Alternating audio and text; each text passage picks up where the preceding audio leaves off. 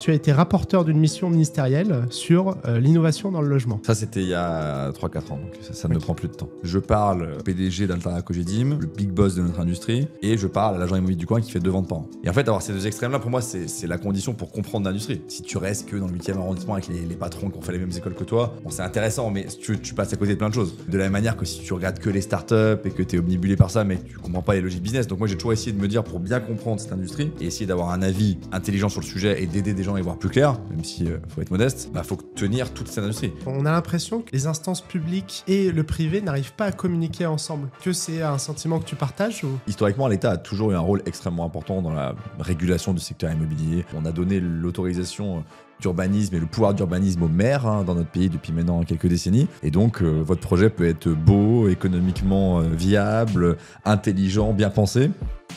Si le maire est mal levé et n'a pas envie de vous donner votre permis, il ne vous le donnera pas.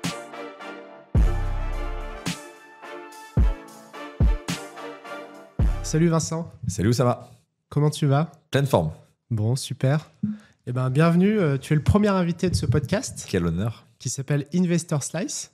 Et pour démarrer, je vais essayer de... Investor, je vois bien, mais Slice, là, tu aiguises ma curiosité. Alors, tu sauras un peu plus tard pourquoi est-ce qu'on a fait ce duo Investor et Slice, en référence peut-être aussi à cette nappe rouge.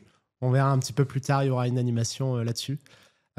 Pour démarrer, je vais essayer de présenter ton parcours professionnel. Et puis, tu me diras à la fin si je suis à peu près dans le juste. Donc, Vincent, tu es un entrepreneur français spécialisé dans l'immobilier et l'intelligence artificielle, cofondateur de Mister IA, une société de conseil et de formation en IA, de la Maison des mandataires, un réseau dédié aux professionnels de la transaction immobilière qui sont des mandataires. Tu écris beaucoup, puisque tu es le fondateur de Real Estate, connu pour sa newsletter que vous rédigez avec Robin une fois par semaine et qui décrypte le marché et les tendances immobilières, mais qui est aussi un think tank de manière un peu plus large.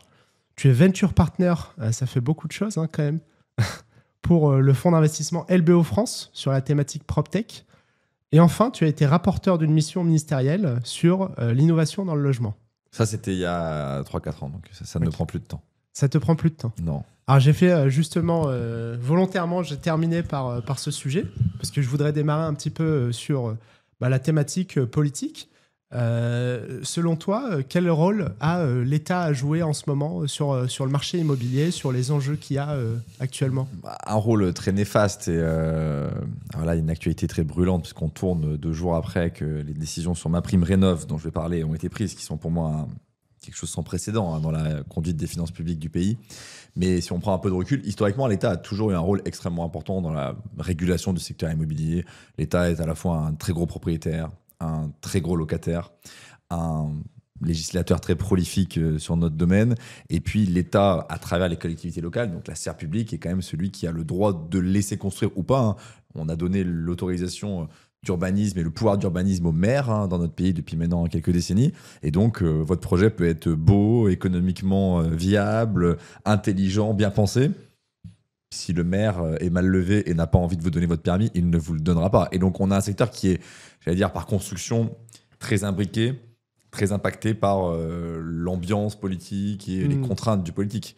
Et donc, c'est bien tout le problème du moment. C'est que du coup, on a beaucoup compté sur le politique pour nous aider, pour nous subventionner, pour nous inciter à acheter de l'immobilier dans toutes ses formes. Et on voit que quand l'argent n'a plus d'État et quand l'État n'a plus d'argent plutôt, l'argent a toujours un État, mais en tout cas l'État lui n'a plus d'argent, se retire un petit peu de son soutien et ça crée des vrais trous dans la raquette. Donc de manière générale, un État qui est omnipotent dans notre industrie, beaucoup trop, et qui du coup quand il se retire crée des troubles et de l'incertitude énorme. Ouais, justement, on a l'impression que finalement les instances publiques et le privé n'arrivent pas à communiquer ensemble. Est-ce que c'est un sentiment que tu partages ou... Les intérêts sont très différents. Tu vois, moi, je pars du principe que le maire, le ministre du Logement, le président de la République, c'est quelqu'un de très rationnel et qui défend ses intérêts. De la même manière que moi, je fais en sorte que mes clients soient contents, eux, ils font en sorte que leurs électeurs soient contents. On ne peut pas leur reprocher en démocratie de faire des trucs, faire plaisir à leurs électeurs. Tu vois, l'électoralisme, c'est la base de la démocratie. Donc, on a des intérêts divergents. Moi, j'ai envie de construire un immeuble de 25 logements pour faire de la marge et développer mon entreprise. Et lui, il se dit, je vais faire 25 ménages contents, mais je vais en faire 200 mécontents autour parce qu'ils vont avoir une vue gâchée, des nuisances pendant le chantier. Et donc, il se dit, c'est quoi mon intérêt de maire? C'est de faire plaisir à 25 personnes et au détriment de 250 autres, ou c'est de ne rien faire? Mon intérêt, c'est de ne rien faire. Ouais. Et donc, la discussion, elle est difficile parce qu'il y a ces intérêts qui sont pour beaucoup divergents. Et donc, il faut trouver, c'est l'art du compromis, et il est difficile à trouver en ce moment parce que les positions des uns et des autres se radicalisent. C'est-à-dire que tu vois, c'est quand les empires s'effondrent qu'ils se radicalisent. Et c'est exactement ce qu'on voit en ce moment. C'est bien parce que le modèle de la promotion est plus compliqué, que les promoteurs sont de plus en plus tendus. C'est bien parce qu'il y a plus d'argent dans les collectivités locales, que les maires sont de plus en plus tendus et que du coup, les relations sont très compliquées. Donc, ça a toujours été, mais en ce moment, c'est très, très divergent. Et donc, en tout cas, si on parle de la construction neuve, c'est qu'un des sujets. Hein. C'est un dialogue de sourds. Alors justement, là-dessus, avec Real Estate, je sais que vous avez fait une sorte de grande consultation auprès du privé pour proposer de réaligner un petit peu les intérêts. Ouais. Est-ce que tu peux en dire quelques mots sur les grandes solutions? Je sais qu'il y en a une qui s'est un petit peu démarquée vis-à-vis d'autres, qui consiste à incentiver les collectivités locales au programme. Ouais, alors, je vais essayer de pas être trop technique, mais en gros, moi, je dis... Il y a plein de mauvaises solutions qui circulent dans le débat public, du genre j'enlève le droit d'urbanisme au maire, pour le donner à qui on ne sait pas trop, peut-être au préfet, peut-être au ministre, peut-être au président de la République qui choisirait les projets, j'en sais rien. Des fois, tu as des visions un peu folles comme ça qui circulent dans notre sphère intellectuelle, on va dire, où je vais contraindre, où je vais obliger. Moi, j'essaie de garder mon prisme en disant non, on va continuer à faire marcher la démocratie, mais il faut que tous les intérêts soient représentés. Et donc moi, l'exemple que je prends tout le temps, c'est de dire ok, pas de chance pour toi, t'es pas né à Bordeaux, t'es né à Angoulême. T'as pas de chance, tu vois. Bon, t'aimerais aller étudier à Bordeaux. C'est normal parce qu'à Angoulême, c'est pas terrible hein, pour étudier. Il y a pas beaucoup d'offres, etc. Bon, le maire de Bordeaux, il dit, moi, je suis élu par les gens qui habitent déjà à Bordeaux et ils ne veulent pas que tu viennes vivre à Bordeaux. Et donc, je suis le choix et je réponds aux besoins de mes électeurs. Et donc nous, ce qu'on propose beaucoup, et notre réflexion, c'est de dire, faudrait que le maire de Bordeaux, à minimum, il rende des comptes au président de la région Nouvelle-Aquitaine, qui lui représente quand même des intérêts un peu plus larges, en disant, mais en fait, il y a aussi des gens qui veulent venir à Bordeaux, et eux, leur intérêt, il n'est pas moins important que les gens qui sont déjà à Bordeaux. Et donc nous, on pense que par la gouvernance, tu peux remettre un peu de choses, donc avec de la pression, et puis des logiques de dire, par exemple, au maire de Bordeaux, en fait, l'État t'a filé 2 milliards de subventions cette année. En fait, si tu ne produis pas les 10 000 logements que tu dois produire l'année prochaine, je te filerai 0. D'accord. Et ça reste ton choix. Moi, je pense qu'il y a des gens qui sont prêts à voter pour des villes qui ne construisent pas, qui s'appauvrissent, où l'insécurité explose, tu vois, des Grenoble et tout. Enfin, moi, j'ai pas envie d'imposer aux Grenoblois leur façon de vivre, je m'en fous, tu vois. Mais juste qu'ils me l'imposent pas non plus, quoi. Et donc, nous, on pense qu'il faut qu'il y ait un coût à la non-construction pour réinternaliser une forme d'externalité, c'est comme ça qu'on dit en microéconomie, et que on défende l'intérêt de ceux qui ont le malheur de pas être nés dans une métropole, quoi, mais qui ont peut-être le désir d'y aller. Et donc ça passe pour nous par des gouvernances différentes, et effectivement, dans les idées qu'on a, mais qui s'inscrivent parfaitement là-dedans, notamment sur la transformation bureau-logement. Hein. Pour le faire en 2 secondes, on a beaucoup trop de mètres carrés de bureaux. Vraiment beaucoup trop. Hein. En Ile-de-France, il y a 50 millions de mètres carrés de bureaux. On pense qu'il y a au moins 15 millions de trop. Hein. Donc, c'est des grosses masses. Ouais.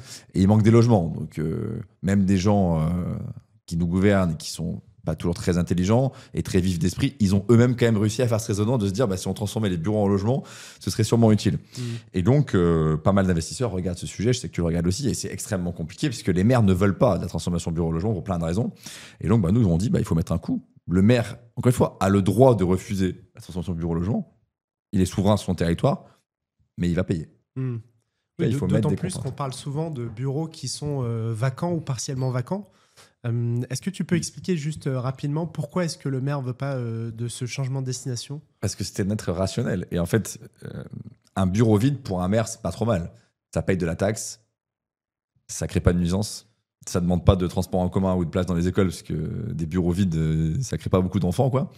Et là, on lui dit, écoute, j'ai une super idée pour toi, on va transformer l'immeuble de bureau en logement. Bon, déjà, tu vas te taper 2 ans de travaux. Super bonne nouvelle. On va occuper tes services admin et urbains pendant 6 mois. Super.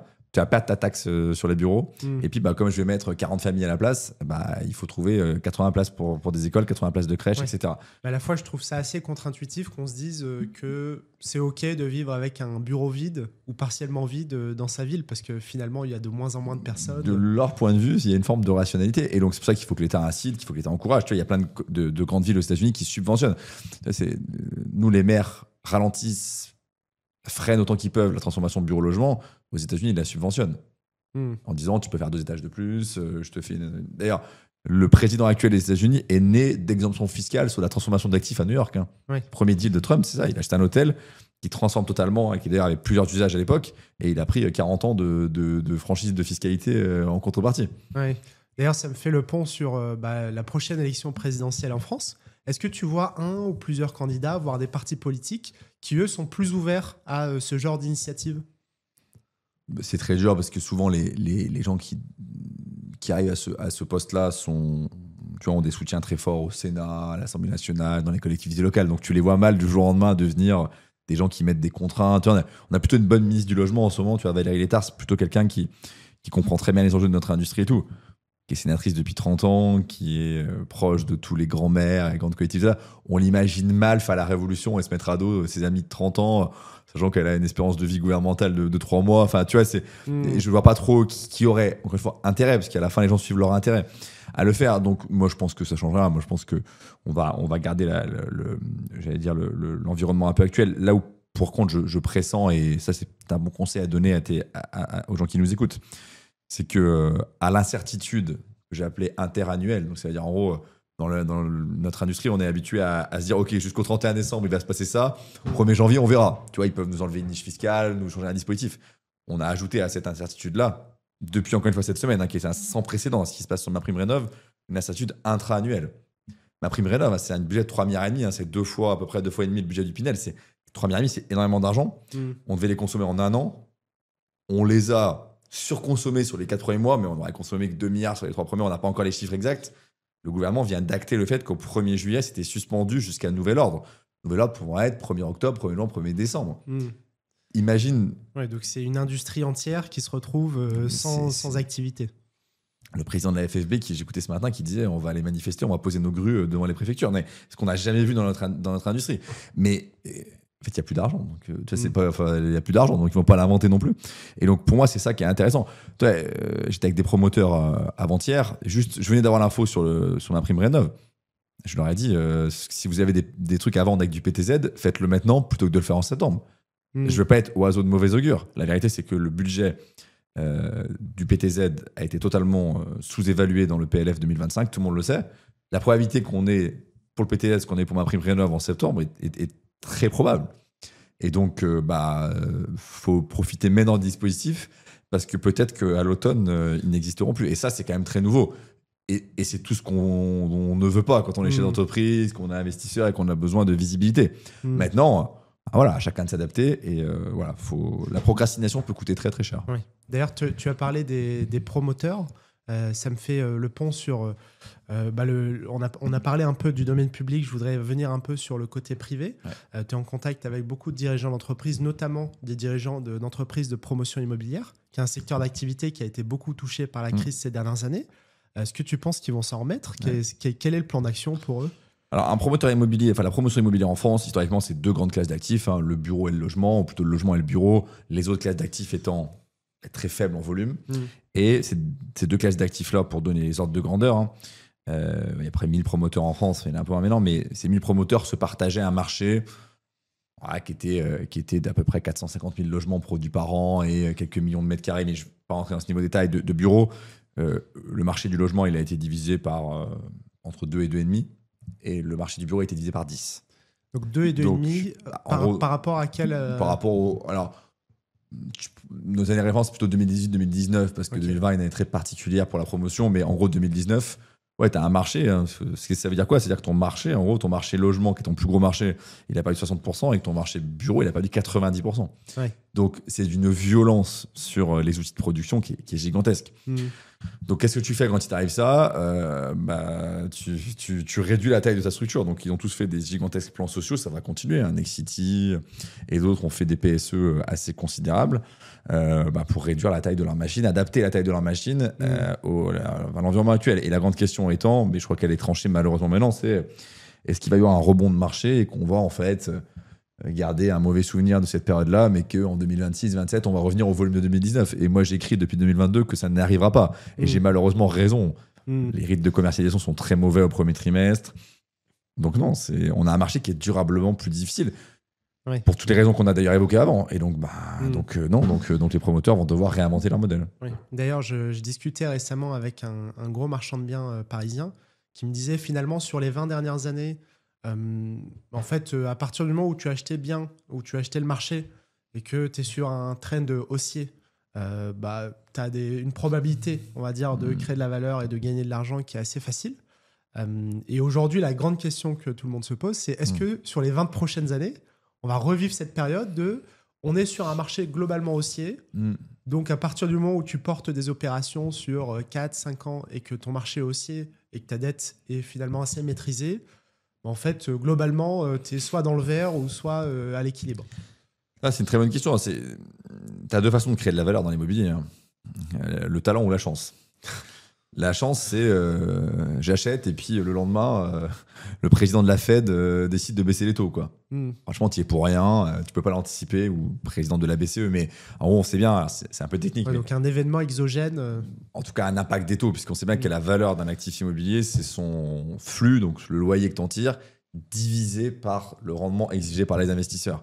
Et donc, si le rendement exigé par les investisseurs diminue, la valeur de ton actif augmente mécaniquement. Vous prenez un tableur Excel, vous pouvez tous le faire chez vous. Et donc, tant qu'on était dans une décennie de baisse des taux continue, parce qu'on est quand même parti de 3 à 4 taux directeurs pour finir quasiment à 0, avec des États qui se sont endettés, et même des acteurs privés qui se sont endettés en négatif pendant quelques mois de l'année 2021-22, c'est sûr que même si on se trompe sur... allez, mes coûts de travaux, je me suis trompé de 10%, à mon prix de vente, j'avais un peu surestimé, machin.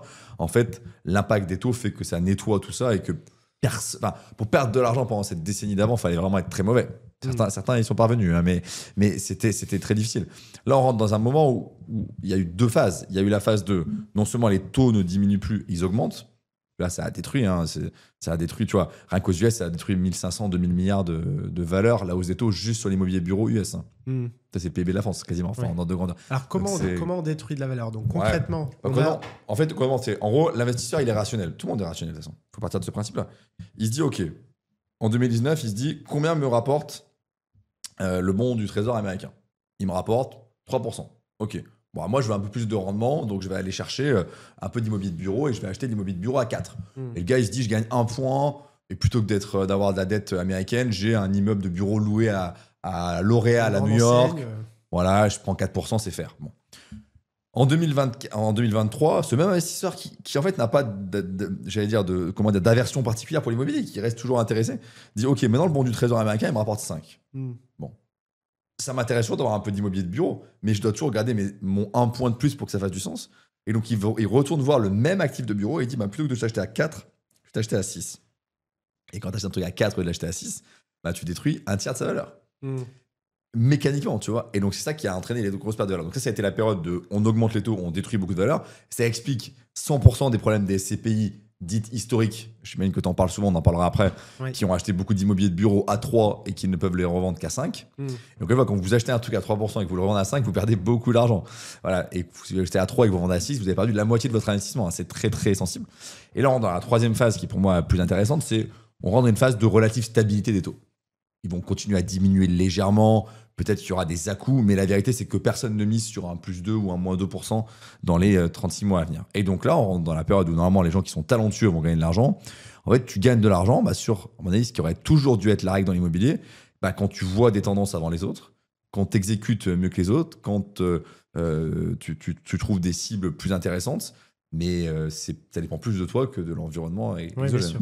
Donc ta conviction aujourd'hui, c'est que par exemple, prenons le marché des grandes villes françaises, si on peut prendre Paris, Bordeaux, Lyon, ce ne sont pas des villes qui vont connaître la même croissance qu'elles ont connue sur les 20 dernières années, les 20 prochaines années. Alors en bureau, c'est sûr, même si les marchés bureau-région ont un peu mieux résisté que les marchés bureau Île-de-France, qui est vraiment le plus gros problème, est quand même là.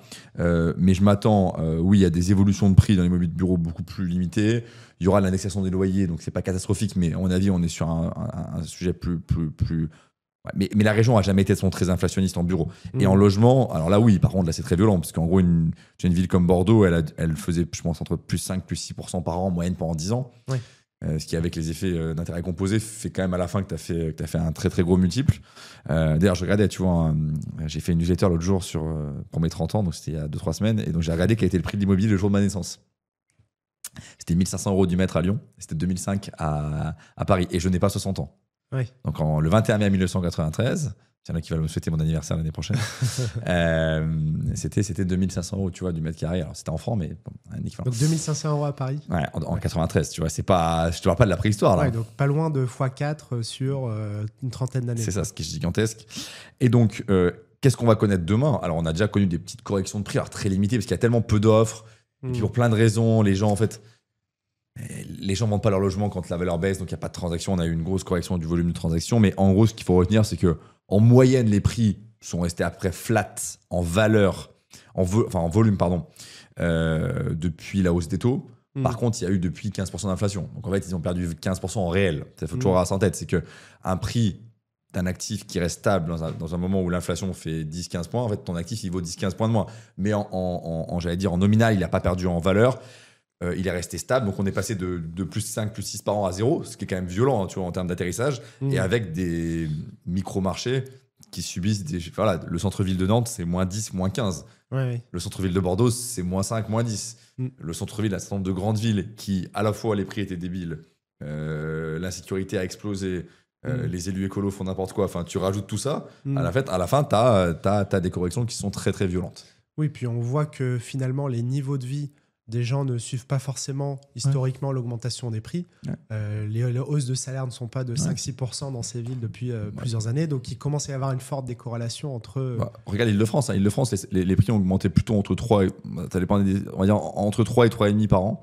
En moyenne, sur 10 ans, les salaires, c'est plutôt 1, 1,5. Donc, comment tu compenses l'écart? C'est la question. Là, tu compenses avec deux façons.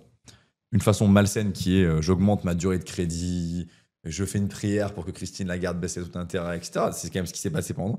Et la deuxième chose qui est beaucoup plus préoccupante socialement, enfin, on essaie de se demander comment vivent les gens, c'est que les gens se disent mais je vais moins au resto, je vais moins au cinéma et je surinvestis dans mon logement. Et comme je le répète souvent, aujourd'hui les gens ils consacrent part importante de leur budget au logement, mais en fait le plafond théorique c'est 100%. Mais ce qui est intéressant, nous on le voit sur la SCPI de Darwin, c'est que finalement l'immobilier tertiaire, donc tout ce qui va être bureau, logistique, commerce et autres, a beaucoup repricé. Donc avec l'augmentation des taux, les actifs ont changé de prix. Et historiquement, la SCPI, ça fait à peu près 4,72 de taux de rendement. Là où les nouvelles SCPI, il y en a quand même pas mal qui se sont créées en 2024, dont nous, visent des taux qui sont à quasiment plus de 6,5 sur la première année. Tout simplement parce qu'ils achètent en fait à des meilleurs prix les actifs. C'est les fameux 2 points d'écart dont je parlais sur mon bon du Trésor américain. Exactement. Tu les retrouves exactement là. En revanche, sur le marché résidentiel, j'ai moins vu ça. Pas de correction, il y a très peu de correction. C'est sans commune mesure. C'est quand tu quadruples les taux d'intérêt, ce qui a été le cas aux États-Unis, nous on les a triplés, etc. Ça dépend quel taux tu prends. Tu massacres la valeur de l'immobilier tertiaire. Moins 40, moins 50, moins 60% de valeur. Et tu fais très peu mal en fait à l'immobilier résidentiel. Et la grande explication, il y a deux explications. C'est un équilibre offre-demande qui est très différent. Quand tu augmentes les taux sur un marché dans lequel il y a déjà un petit sujet de il y a trop d'offres, le bureau, les gens se jettent. En plus, quand tu as le télétravail qui arrive, qui fait que les gens se disent encore plus qu'il y a trop d'offres. Donc ça, dans le logement, tu augmentes les taux sur un marché qui est totalement sous-offreur, donc ça compense. Et la deuxième explication, c'est que les propriétaires ne sont pas les mêmes. Le propriétaire d'un immeuble de bureau à la Défense, c'est un assureur. Lui, je veux dire, s'il faut vendre la tour à la Défense pour acheter des bonds japonais ou pour acheter de l'oblig constamment dans des de boîtes australiennes, ces gens, ils sont par définition très froids dans leur maison et dans l'arbitrage. Et ils lisent le Financial Times tous les matins. Et ils disent, en fait, ok, là où la fameuse Madame Michu, tu vois, qui a acheté son logement à Nantes en Pinel, elle, le Financial Times, elle ne sait pas ce que c'est. Les taux d'intérêt, elle en a une vague idée. Et l'idée qu'en fait... il y a un impact valeur sur son allocation de capital. Enfin, c'est un truc qui n'est pas du tout dans son ADN.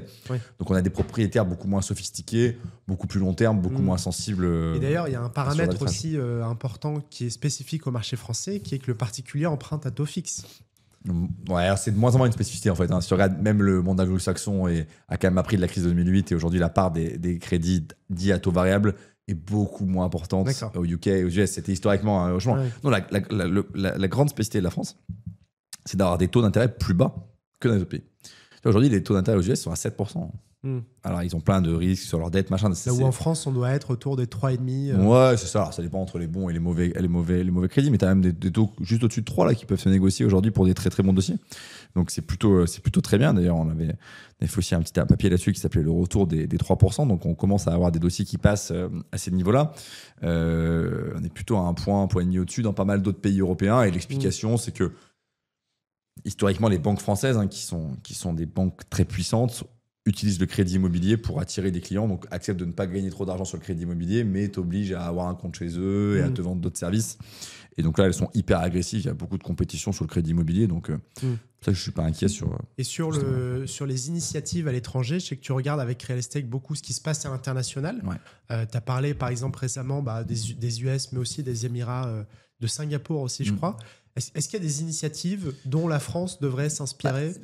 Il y a un certain nombre de pays dans lesquels les gens se disent, de manière simple, il faut que celui qui veuille faire un truc, il ait un peu plus de droit que celui qui veut empêcher de faire un truc. Oui. Et c'est exactement la définition des Émirats Arabes Unis ou de Singapour. C'est, t'as un produit d'hôtel, ok, viens me le présenter. Le maire, il est motivé, ou le sheikh, ou l'émir. Voire même, il veut rentrer autour de table, tu vois, parce qu'il a plein d'argent. Et s'il y a des gens qui sont contre, qui expliquent pourquoi ils sont contre, tu vois. Ouais, et donc nous, la logique est inverse. Totalement. Et donc, forcément, les acteurs économiques sont beaucoup plus allants, tout va beaucoup plus vite, les infrastructures suivent bien plus rapidement.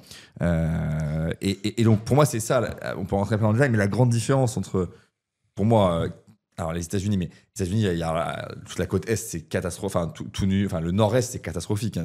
Les démocrates sont en train de faire n'importe quoi en termes de gouvernance de l'immobilier. Donc, ils vont aller là où la Californie est allée avant eux, c'est-à-dire à la capitale mondiale des SDF. Hein. Donc après, ça peut être un objectif de politique publique, de devenir la capitale mondiale des SDF, mais je trouve que c'est quand même un peu limite.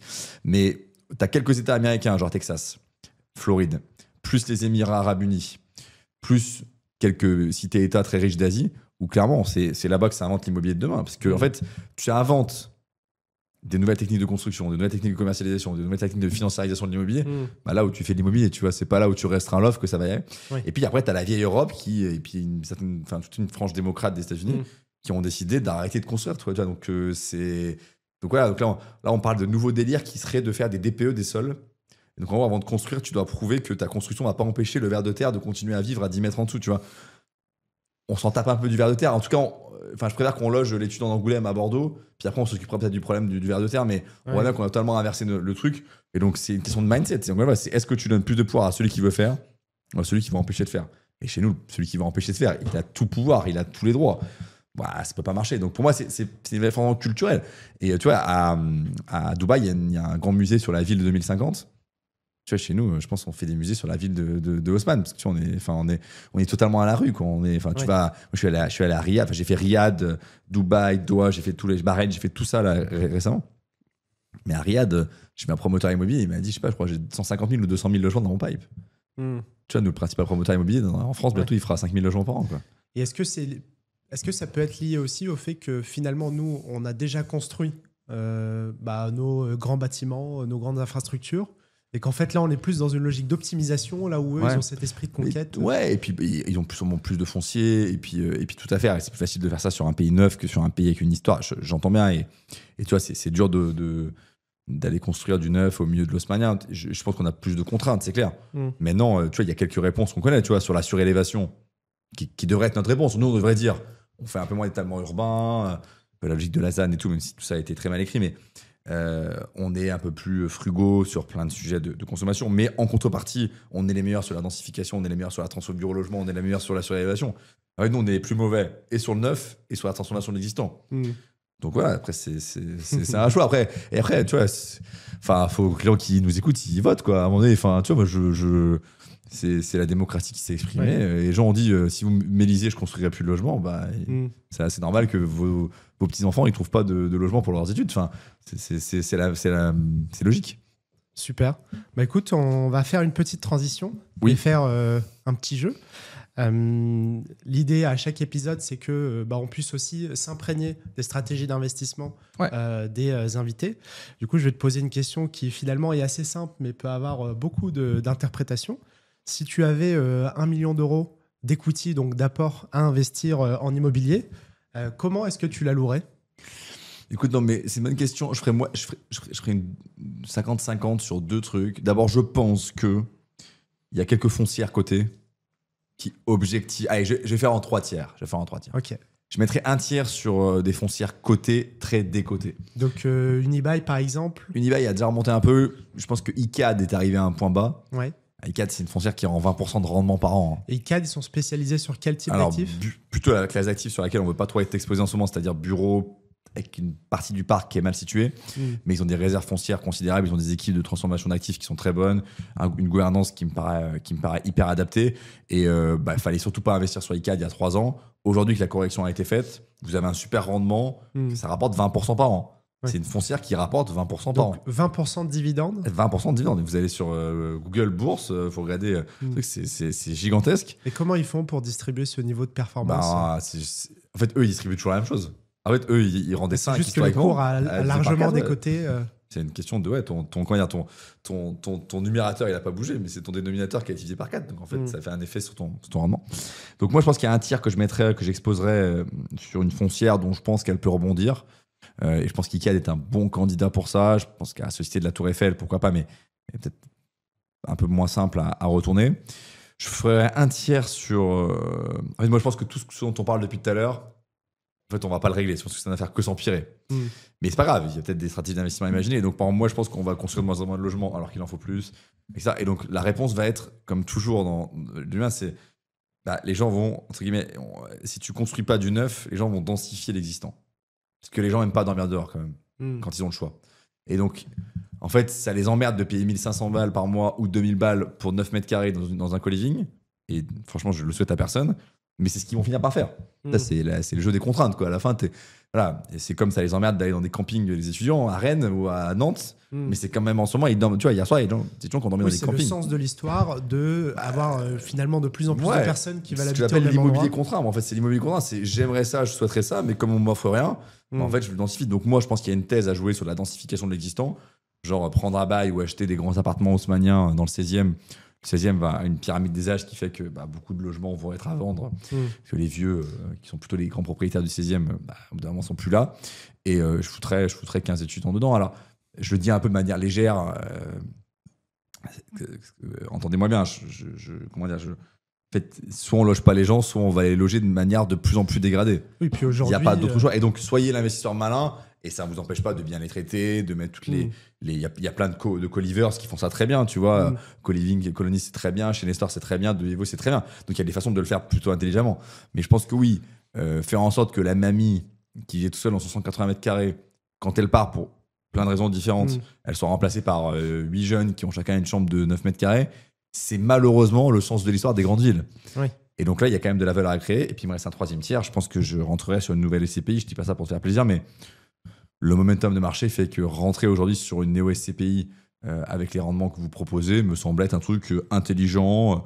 Et j'en prendrais peut-être 2. Tu vois, je prendrais Darwin et peut-être une autre du marché de manière à diversifier un peu mon risque. Je pense que là, vous avez une allocation qui fait un peu de sens. Oui.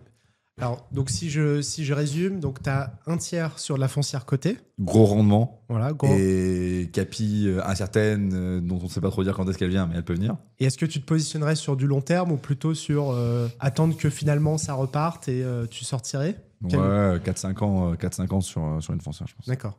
Ensuite, un tiers sur finalement une classe d'actifs assez co-living en réalité. Rési, coloc, cloisonnement, Okay. voilà. Est-ce que tu mets un levier de dette là-dessus? Ouais, partout. Ouais. Ok, partout. Et un tiers sur de la SCPI à haut rendement finalement sur des SCPI nouvelle génération. C'est ça. D'accord. C'est ça.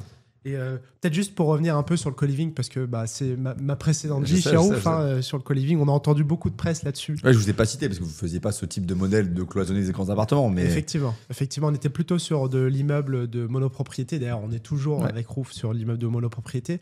On a entendu même des sénateurs récemment s'emparer du sujet pour parler un peu de ces logiques de densification. Déjà, un point important, c'est que la partie commune était régulièrement pas prise en compte dans le calcul du métrage. Ouais. On dit souvent 10 mètres carrés, 1000 euros, mais en fait, il y a 10 mètres carrés de partie commune également. Et ensuite, dans les charges, tu as l'assurance habitation, le Wi-Fi, le ménage et tout, qui sont des prestations additionnelles. Et finalement, nous, pour avoir fait vivre ce produit dans des centaines de logements, On mesurait chaque année la satisfaction client. Et en fait, les gens préféraient ce type de mode de vie dans des villes où ils se sentent assez seuls à vivre dans un studio. Donc, en fait, c'est vraiment une bonne classe d'actifs. Et des studios, il n'y en a plus. Donc, de toute façon, clair. Qui préfère ou qui préfère pas, à la limite, on s'en fout. Quoi. C'est la vraie vie. Donc, en fait, mon point, c'est de me dire, et je ne le fais pas du tout. Tu sais, c'est vraiment ce que je souhaite, c'est qu'on construise des logements, qu'on loge les gens correctement, qu'on s'inspire des 2-3 politiques publiques qui ont marché ailleurs, qui sont pas si compliquées que ça à mettre en œuvre, qu'on incite les maires, tout ce qu'on a dit au début. Mais comme je sais qu'on ne va pas le faire, pour plein de raisons, faut s'adapter à ça. Et donc, encore une fois, tu vois, est-ce que demain, les étudiants, ils s'endettent de 200 000 balles pour payer leur logement étudiant pendant leurs études? Mais peut-être qu'on va vers ce monde-là. Tu vois, est-ce que les parents hypothèquent leur maison pour que leurs gamins puissent se loger? En fait, ce qu'il y a, c'est qu'il y aura toujours une réponse de marché. Oui, c'est clair. Parce qu'en fait, les gens voudront toujours étudier à Bordeaux et pas à Angoulême. Ouais. C'est les gens d'Angoulême qui nous regardent, on les salue. Mais ce qu'il y a, c'est en fait, t'as une métropolisation qui reste super forte, avec des jeunes qui veulent venir ici, parce que c'est là qu'il y a les opportunités, qui rencontrent des gens, qui ont des opportunités business. Donc, ils vont venir. Et quand c'est pas ce qu'ils vont venir, c'est ils vont venir. Ouais. Et ils vont vouloir se loger. Et le marché aura toujours une solution à leur proposer. Moi, ce que je dis, c'est si on continue à restreindre le truc, les offres que le marché va proposer vont être des offres de plus en plus dégradées, tu t'endettes pour louer, t'es de plus en plus nombreux par logement, tu dois libérer ton logement, je te le loue que la semaine, parce que le week-end, je mets sur Airbnb pour essayer de rentabiliser. On va vers un monde où on va avoir de plus en plus de bricoleurs, quoi. En fait, ça va être un truc, mais à tous, on va revenir à ce qui est, où on va, je vais être un peu dur, mais je vais peut-être pas citer personne, mais va dans des pays du tiers-monde voir comment les gens sont logés. Ouais. Et tu auras une idée de comment on sera logé demain si on continue comme ça. Et d'ailleurs, on voit que même sur les nouvelles initiatives des écoles après le bac, je veux dire, les universités, les écoles privées, etc., il y a une tendance encore de plus en plus à la métropolisation. Tu as des campus, par exemple, dans les écoles de commerce, que ce soit Bordeaux, Grenoble et compagnie, qui ouvrent à Paris ou en première couronne des surfaces de plus de 10 000 m². Donc en fait, la stratégie pour eux, c'est de dire il faut qu'on soit à côté d'une grande ville parce qu'on va attirer aussi des étudiants internationaux. Les étudiants français veulent être à Paris durant leur... Et tu vois, on parlait un peu d'IA au début. Tu as quand même des écosystèmes comme ça qui sont très dynamiques, qui vont créer beaucoup d'emplois. Je veux dire, moi, je suis stéphanois, tu vois, d'origine. Tu vois, si t'es passionné par l'IA et que t'habites à Saint-Etienne, prends le train. Tu vois, je veux dire, non, mais tu vois, il y a 20 entreprises qui comptent, elles sont toutes dans le même arrondissement de Paris. Alors, tu peux dire, je m'en fous, moi, je suis un mec décalé, je vais faire ça depuis Megève ou depuis le Pays Basque. Pourquoi pas, tu vois? Et il y a sûrement des gens talentueux qui peuvent créer des surprises. La vérité, c'est que, regarde ce qui se passe en Californie. Tu vois, je veux dire, les 10 plus grandes boîtes tech du monde ont été créées sur un État américain à l'échelle du monde, tu vois. Donc, il y a peut-être des raisons à ça. Il sait que ça concentre, les talents sont là. Donc, tout ça va faire qu'accélérer cette mutation. Et sur le tiers d'allocation en SCPI, pourquoi est-ce que tu te dirigerais plutôt vers une nouvelle SCPI qu'une ancienne qui finalement a aussi annoncé des baisses de prix de part, donc qui est potentiellement un meilleur rendement? Je pense que la baisse des prix de part n'est pas encore suffisante. C'est ça le raisonnement. Hein. C'est que je pense que... Et puis, je vais avoir un angle moins business, mais peut-être plus mindset. Moi, je veux confier mon argent à des gens qui ont foi à l'avenir, qui développent leur boîte, qui ont du temps pour réfléchir aux nouvelles classes d'actifs, qui ont du temps pour aller rencontrer les nouveaux apporteurs d'affaires et une nouvelle typologie de vendeurs sur le terrain. Je veux pas confier mon argent à des gens qui gèrent des problèmes inextricables toute la journée. Indépendamment même du prix de la part. Et c'est pour moi le gros sujet presque humain de ces bitradi. C'est que c'est des boîtes qui se vident un peu leur talent, parce que c'est dur. Et franchement, je ne ferais pas mieux à leur place, mais qui passent plutôt du temps à régler les problèmes et les conneries du passé qu'à préparer l'avenir.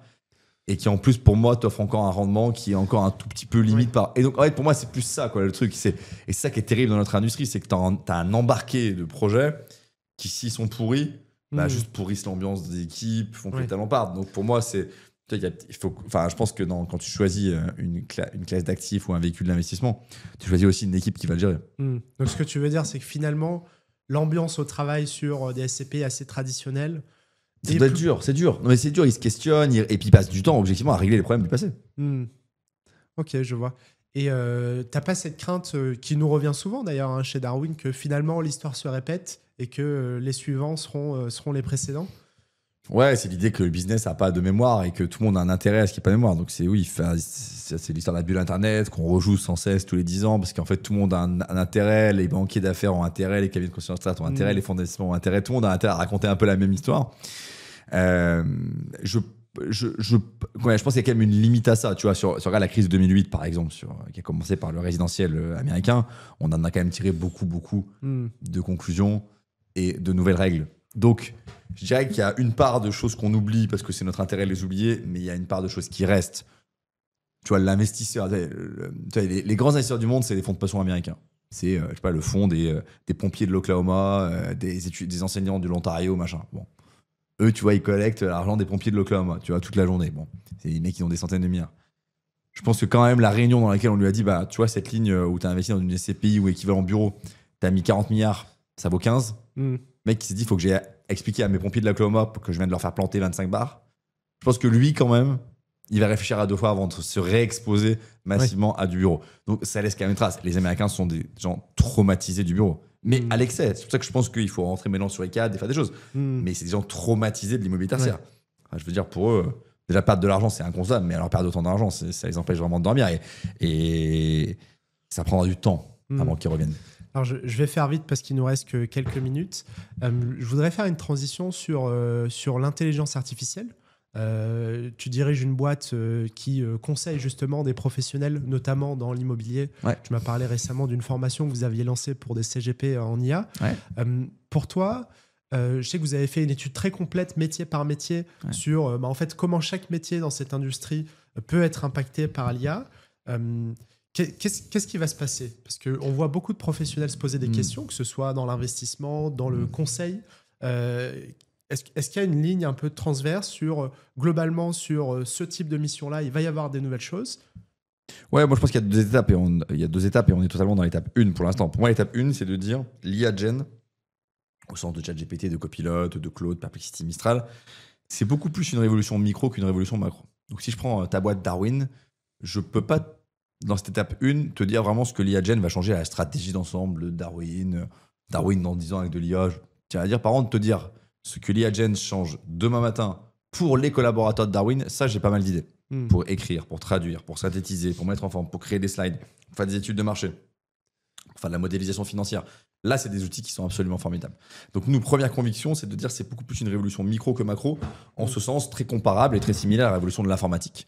Word, Excel, PowerPoint, quand ils sont arrivés il y a 25 ans, ça n'a pas changé grand-chose à la stratégie du groupe Total, mais ça a tout changé au quotidien des collaborateurs. Sur la productivité, par exemple. Totalement. C'est une révolution de la productivité du quotidien. Et il y a plein de gens qui, je pense, passent à côté de ça, et c'est dommage, parce que c'est quand même vraiment un outil qui est absolument formidable. Donc ça, c'est la première étape. Et donc moi, le message que je passe, c'est utilisez ces outils et demandez-vous comment dans votre quotidien ils peuvent vous faire gagner une demi-heure, 1 heure, 1 heure et demie, 2 heures par jour. Pour moi, la cible, c'est 2 heures par jour.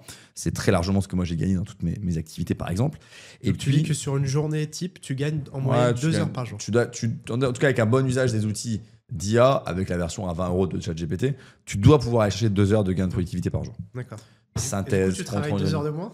Alors non, du coup, tu travailles encore plus même. C'est un peu ça. Non, mais c'est une vraie question de qu'est-ce qu'on fait de ces 2 heures qu'on a gagnées. Il y a plein de façons de les utiliser.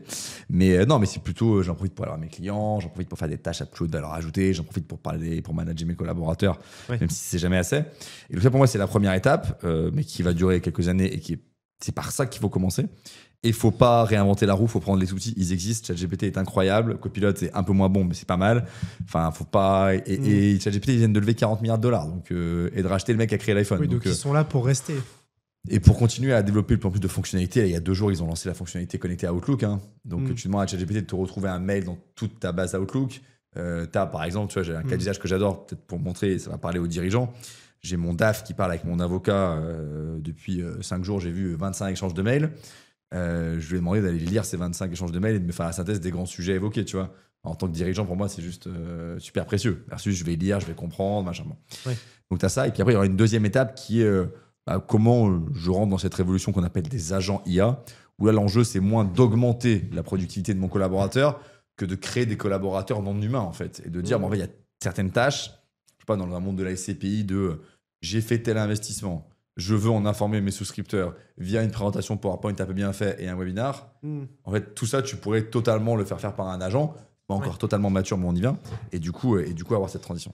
Et il y a un peu une folie en ce moment aux US qui est ce concours d'essayer de créer la première licorne avec il me semble, ou 0 salarié. Ouais. Tu penses que c'est une forme d'exagération ou ça montre un peu la tendance de dire on peut créer de la valeur désormais avec l'IA sans avoir à embaucher énormément de personnes? J'en sais rien si c'est 1 milliard ou 100 millions ou 10 milliards, mais oui, il y aura des boîtes avec beaucoup moins de people. Déjà OpenAI, il y a quand même une boîte qui avec 3000 personnes arrive à faire des trucs, tu vois, qui ont des centaines de millions de clients. C'est quand même une boîte totalement incroyable. T'auras ça. Oui, t'auras des boîtes très légères, très frugales, avec des sortes d'agents qui font des choses. Après, pour créer ces boîtes-là, il faut être très intelligent. C'est-à-dire que ça va demander quand même une forme de capacité de conceptualisation. C'est-à-dire que c'est comme ma boîte avec 10 salariés de moins demain. Ça va être très compliqué. Donc oui, tu auras des cas avec quand même une nuance. Et ça, je le dis plutôt aux gens qui investissent dans des boîtes ici ou qui créent des boîtes. C'est arrêter de créer un outil spécifique sur un truc que ChatGPT ne fait pas aujourd'hui. Tu vois, tout le monde est parti sur le contrat d'une réunion. Il y a des millions d'euros qui ont été levés sur le contrat d'une réunion. En fait, tu as la merci, et c'est ce qui s'est passé il y a 2 jours, où ChatGPT dit maintenant, tu peux faire les comptes rendus de réunion. Je me connecte à ton Teams, je me connecte à tes réunions physiques, je clique sur un truc. Cette fonctionnalité, elle va tuer mais des centaines de boîtes dans le monde. Ouais. Donc nous, on a quand même un peu de prudence en disant, le côté, ChatGPT, c'est pas encore faire ça. Je lève 5 millions pour lever une boîte qui va le faire.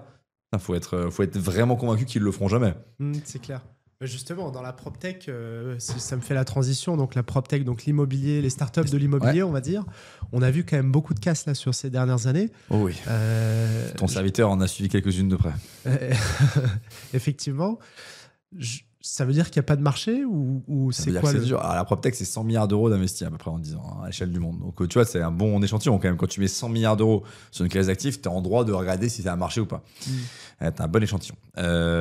C'est super dur. C'est dur à plein de niveaux. D'abord, les acteurs établis, même si, ça pour moi, c'est la grande leçon des dernières années, c'est les acteurs établis, même s'ils sont un peu plus lents, même s'ils sont un peu moins digitaux, même s'ils travaillent parfois de manière un peu plus traditionnelle, en fait, ils ont par ailleurs des avantages sur les nouveaux entrants qui sont énormes, d'optimisation des coûts, de relations avec leurs partenaires. Et puis, l'historique qui est l'ancienneté et l'expérience, ça vaut pas zéro, tu vois, dans le business. Donc, je crée un syndic 2.0 en disant que tous les syndics traditionnels sont nuls et sont mauvais et c'est catastrophique.